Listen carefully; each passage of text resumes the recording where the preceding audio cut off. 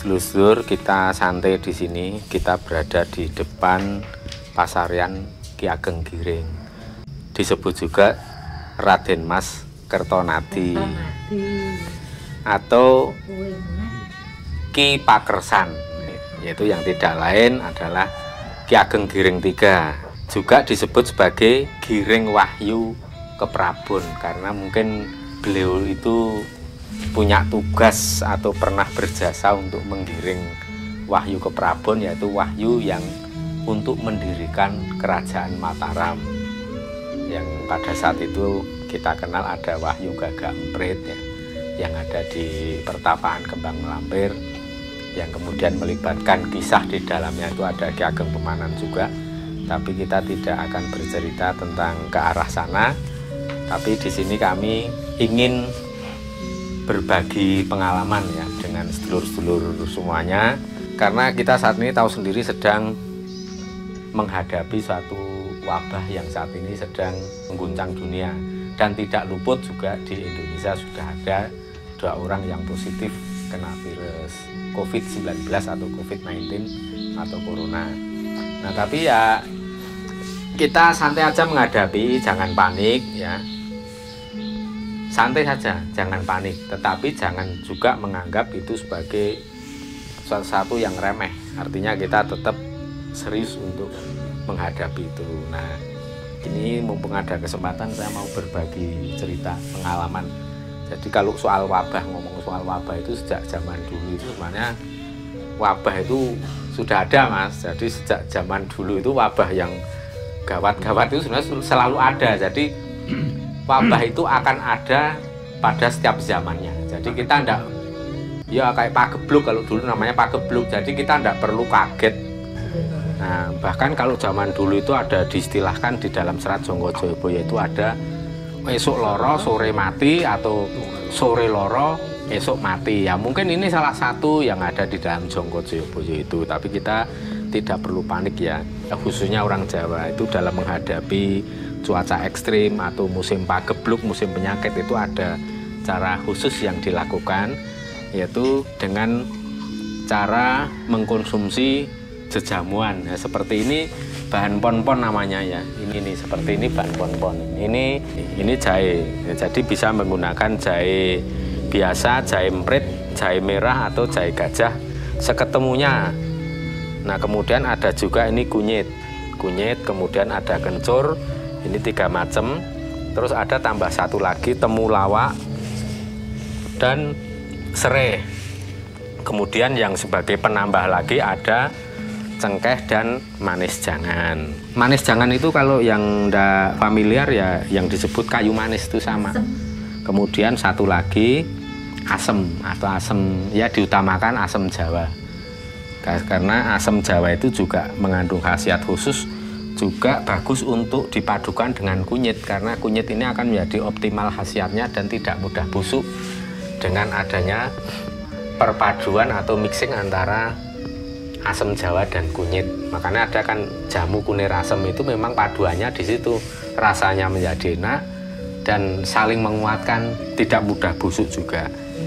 Nah, dari semua bahan itu tadi ini ada kencur, jahe, kunyit, serai, temulawak, cengkeh, manis jangan. Ini ada dan asam Jawa, itu berarti ada 8. Ini semua bahan itu terutama yang umbi-umbian ini semua dipotong-potong, dicuci bersih dulu, kemudian dipotong-potong, diiris-iris tipis. Kalau yang perlu dikupas seperti jahe kunyit ini dikupas. Kalau untuk kencur ini kalau yang kecil-kecil karena susah dikupas ya bisa dibersihkan saja. Terus diiris-iris atau dirajang tipis-tipis. Termasuk serainya juga dipotong, dirajang. Kemudian ada asam, asamnya cukup dimasukkan ke dalam panci dalam satu wadah ini. Semua bahan masukkan dalam panci stainless. Kalau nggak punya panci stainless ya yang terbuat dari tanah atau gerabah.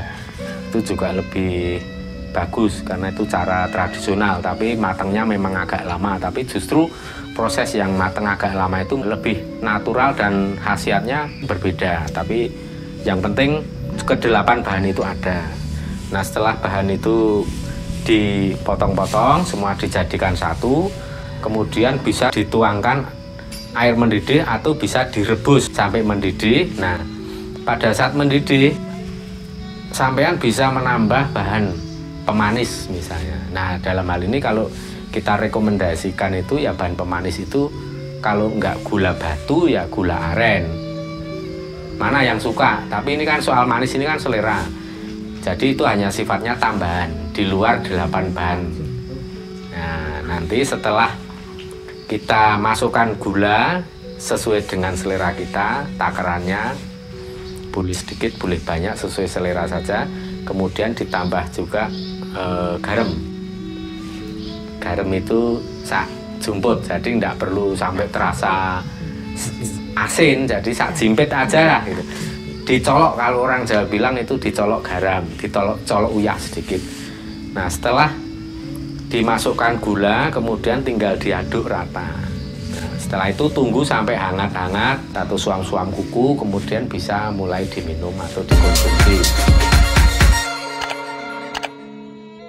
Nah, cara mengonsumsinya itu pagi sebelum sarapan, jadi bangun tidur itu bagus banget sebelum sarapan minum jamu, atau malam juga sebelum makan sore atau makan malam. Itu dikonsumsi sehari 2 kali, itu menjadi bagus sekali. Kalau bisa terpaksa cuma 1 kali ya tidak apa-apa. Dijamin rasanya tuh enak, seger sekali. Asalkan kita bisa pandai meracik ya. Nanti untuk bahan-bahan ini ya takarannya seimbang, untuk yang empon-empon ini semua seimbang. Jadi nggak perlu terlalu banyak yang mana, yang terlalu sedikit mana, takarannya berapa, nggak perlu. Itu pakai ini aja, pakai feeling saja. Kira-kira ya rasa di lidah itu nggak ada yang paling menonjol apa, jadi semua rata. Itu aja caranya. Kalau misalnya paling menonjol jahenya terlalu pedes, nah dikurangi. Kalau yang menonjol temulawak agak pahit-pahit sepet ya dikurangi. Kalau ketir-ketir getarnya lebih dominan, itu artinya kencur yang terlalu banyak, itu dikurangi. Yang penting rasa. Nanti kalau tanya takaran itu susah, pirang gram berapa gram on itu susah. Tapi yang menakar biarkan lidah, gitu. Lidah yang nakar itu baru pas, ukurannya sesuai.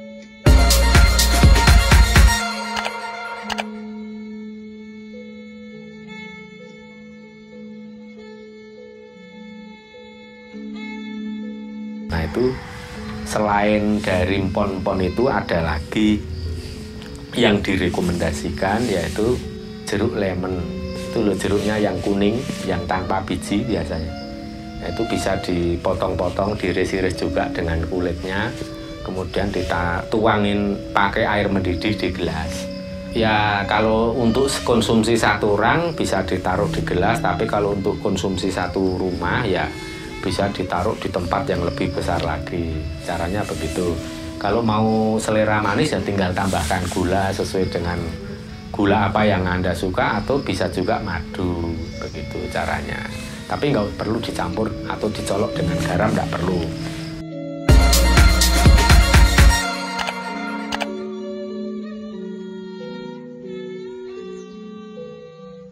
Nah, kemudian ini soal jamu Jawa ya. Ini kenapa saya perlu menyampaikan dan perlu merekomendasikan, karena ini juga jamu ini tidak main-main. Karena jamu ini terutama yang 8 macam bahan tadi, resep yang diberikan oleh Yang Gusti Respati Madularas atau Yang Gusti Putri Mangkunegoro yang keempat, yang makamnya ada di Astana Girilayu. Jadi beliau itu juga ahli dalam perjamuan atau ahli herbal. Ya, beliau merekomendasikan, ini sebenarnya rekomendasi ini sudah 10 tahun yang lalu pernah diberikan. Ketika ada cuaca ekstrim, ada yang banyak orang sakit, flu dan lain-lain, radang tenggorokan dan lain-lain. Itu memang sangat bagus untuk melawan virus dan bakteri. Jadi paling tidak kalau kita minum jamu ini, metabolisme tubuh jadi bagus, kita menjadi lebih sehat, kita menjadi lebih kebal terhadap virus. Itu. Jadi untuk kemungkinan terpapar COVID-19 itu tentu saja secara logika itu pasti juga kita lebih tahan, lebih kebal terhadap virus. Nah, termasuk juga itu kalau memang kesulitan mencari empon-empon karena saat ini pasti mahal. banyak diburu orang, karena orang Jawa tahu pasti, bukan rahasia lagi.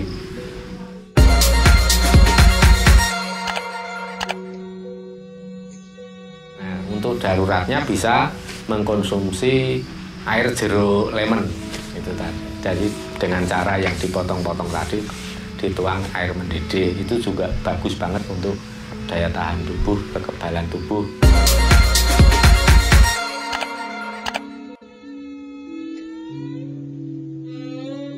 Kemudian kalau kita bicara dari sisi lain ya, artinya kalau kita bisa menyarankan pada sedulur-sedulur semua untuk menghadapi wabah COVID-19 ini ya mudah-mudahan tidak terlalu menyebar seperti di negara-negara lain ya. Dan saya yakin pasti para leluhur juga dalam hal ini ikut andil meminimalisir, paling tidak meminimalisir korban, meminimalisir wabah, jadi tidak separah seperti di luar negeri sana. Nah, ini kita yang harus ketahui itu adalah supaya kita lebih tenang itu mengenali, memahami COVID-19 itu apa. Itu kan sejenis virus, jadi kita harus betul-betul menerima informasi yang valid dari para ahlinya, yang pihak yang berwenang. Seperti yang kita tahu, kalau virus itu kan tidak terbang lewat udara cara penularan, tetapi melalui induk semangat yang berupa sel masih hidup. Dalam hal ini adalah sel manusia itu kan. Itu kan melalui bersin, melalui batuk, itu bisa juga terluntar sel-sel yang masih hidup di dalam lendir atau di dalam enzim, di dalam ludah. Nah, itu dipakai media virus untuk hidup dan biasa bertahan antara 5-15 sampai 15 menit. Saat bertahan 5 menit sampai 15 menit itu, kalau tidak terkena apapun ya mereka nanti virus itu akan mati sendiri. Didiamkan segitu lamanya, virus akan mati sendiri. Maka kita yang penting merubah pola hidup, Mas.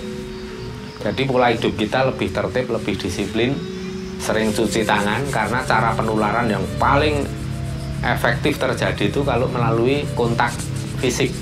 Dalam hal ini misalnya jabat tangan. Jadi saat-saat seperti ini ya kurangi sajalah jabat tangan. Wong di luar negeri itu banyak yang jabat kaki gitu kan. Sebenarnya nggak apa-apa ya kita kontak, itu nggak apa-apa ya. Tapi asalkan kita sering-sering cuci tangan dengan disinfektan. Itu salah satu caranya. Jadi kalau kita tahu cara penularannya gimana kan, jadi kita juga bisa menjaga diri. Misalnya tidak sering-sering pegang mulut, pegang hidung, nyari ngupil atau nyari korong atau ngucek-ngucek mata.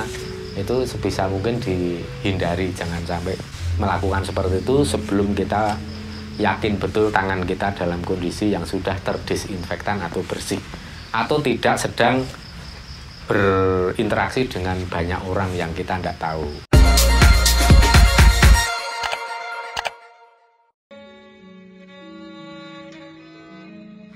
Nah, kemudian untuk langkah yang ketiga, selain jamu juga kita mengenal caranya supaya kita tidak terlalu paranoid ya. Itu adalah pola pikir atau mindset kita. Kalau kita sudah paham virus itu bagaimana cara bekerja, penularannya, lemahnya dengan cara apa, akhirnya sikap kita itu menjadi lebih tenang untuk menghadapi. Nah, faktor ketenangan ini penting banget, karena begitu kita stres, kita depresi apalagi, itu nanti otak kita itu akan memerintahkan tubuh supaya meluncurkan hormon stres ke dalam darah. Nah, ini racun yang bahaya banget. Hormon stres, hormon depresi ini begitu masuk ke dalam darah, itu akan mempengaruhi metabolisme tubuh, juga akan membuat drop sistem kekebalan tubuh. Makanya orang yang khawatir itu makin khawatir, makin ketakutan itu malah justru rentan. Jadi jangan sampai.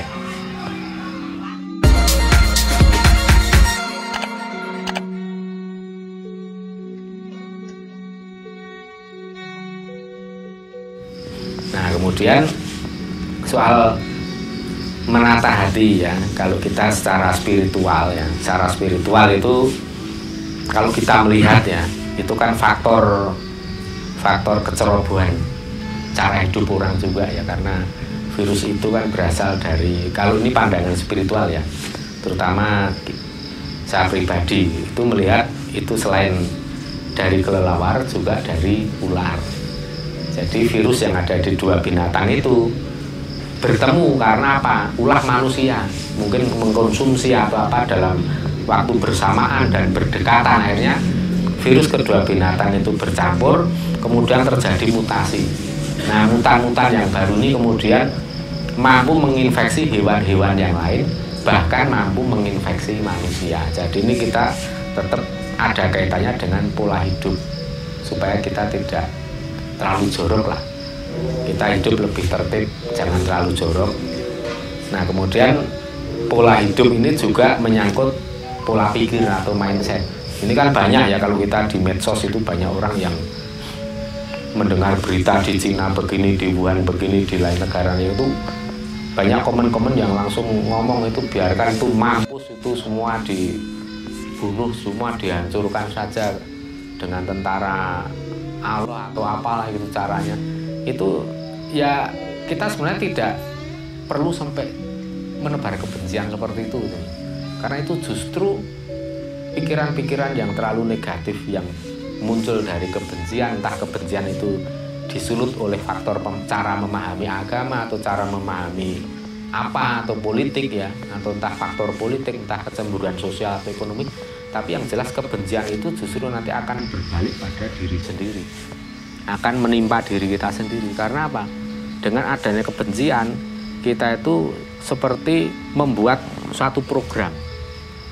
Bahkan kita membuat program itu untuk datang pada diri kita. Nah, biasanya dalam kebencian itu program-program yang muncul itu adalah selalu negatif, destruktif, dan ya buruk sekali. Nah, itu biasanya justru bisa mengimbas karena kita akan menebarkan energi yang negatif. Nah, biasanya energi negatif itu saling mencari, saling tarik-menarik.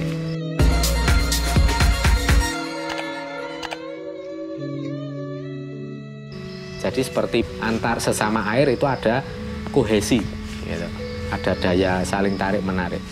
Antar sesama minyak juga begitu. Tapi kalau katakanlah peristiwa kayak virus itu adalah minyak, kita ya jangan menjadi minyak, kita harus menjadi air supaya apa? Kita punya daya tangkal, kita tidak bisa bercampur. Makanya cara yang paling tepat itu adalah men-setting supaya mindset kita itu, pola pikir kita itu selalu positif. Kalau kita tahu ada musibah di negara lain ya kita jangan ngomong elek lah, jangan doain jelek, nyukurin dan lain. Ya kita berharap, kita doakan semua menjadi baik kembali, cepat teratasi. Ya kalau memang sampean-sampean ada kebencian atau ketidaksukaan terhadap sesuatu bangsa atau seseorang, ya berharaplah, mohonlah pada Tuhan supaya mereka itu menjadi baik, menjadi sadar, bukan untuk membinasakan seperti itu. Nah, itu yang sekarang itu yang ganas banget itu kalau kita lihat di media sosial itu bukan virus corona tapi virus congorna itu ya. itu yang bahaya, itu congornya itu yang bahaya banget. Jadi ya itulah makanya kita jangan menjadi pribadi yang selalu menebar energi negatif, karena itu nanti akan berbalik dan akan diri kita tuh seperti menjadi comberan yang selalu menampung air-air kotor. Jadi seperti itu analoginya. Jadi jangan sampai.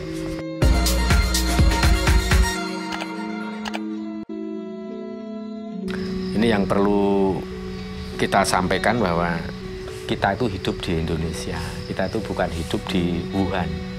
Komparasinya itu jangan disamakan. Kita itu nanti akan seperti di sana, jangan. Di sana itu memang keadaan menjadi sangat tidak terkendali karena memang situasi politiknya juga begitu, Mas. Jadi penuh dengan tekanan, dengan pressing karena pemerintahnya juga sepertinya ya manajemennya lah begitu, tahu sendirilah. Sedangkan di kita itu kan terbuka, informasi lebih mudah didapatkan dan penanganannya juga cepat. Orang-orang juga lebih prepare menghadapi semua ini. Jadi jangan dibayangkan seseram di sana. Maka dengan adanya pikiran-pikiran yang lebih positif, kita lebih optimis, itu seperti akan sangat berguna untuk menjaga metabolisme kita maupun daya tahan tubuh kita. Itu menjadi obat yang namanya placebo effect. Jadi obat placebo itu sebenarnya sugesti. Obatnya sendiri itu tidak ada kandungan apapun yang bisa menyembuhkan penyakit. Tapi dokter mensugesti pasien, nanti kalau kamu minum obat ini pasti akan sembuh. Nah, kemudian si pasien itu juga akan merasa optimis, semangat, percaya diri, dan yakin 100% terhadap obat itu. Kemudian sembuh betul. Itu namanya efek placebo. Nah, yang namanya pikiran negatif itu juga sebaliknya akan menimbulkan efek nocebo. Nocebo itu adalah efek yang kebalikan dari placebo. Kalau placebo itu positif, justru menuju kesembuhan. Kalau nocebo itu justru akan menjadi benar-benar sakit. Seperti orang yang dihipnotis ya. Kamu kalau disentuh begini nanti akan merasakan sakit. Padahal hanya disentuh. Karena apa? Itu sudah menciptakan nocebo buat diri sendiri. Maka ketika kita selalu berpikiran negatif, pesimis menghadapi suatu situasi seperti ini, itu justru bahaya sekali. Karena tubuh menjadi lebih rentan. Oke? Semoga semuanya diberikan kesehatan, keselamatan. Doa kita untuk bangsa ini, untuk sedulur-sedulur semua. Wilujeng rahayu kang tinemu, bondo lan bejo kang teko, saking kersaning Gusti.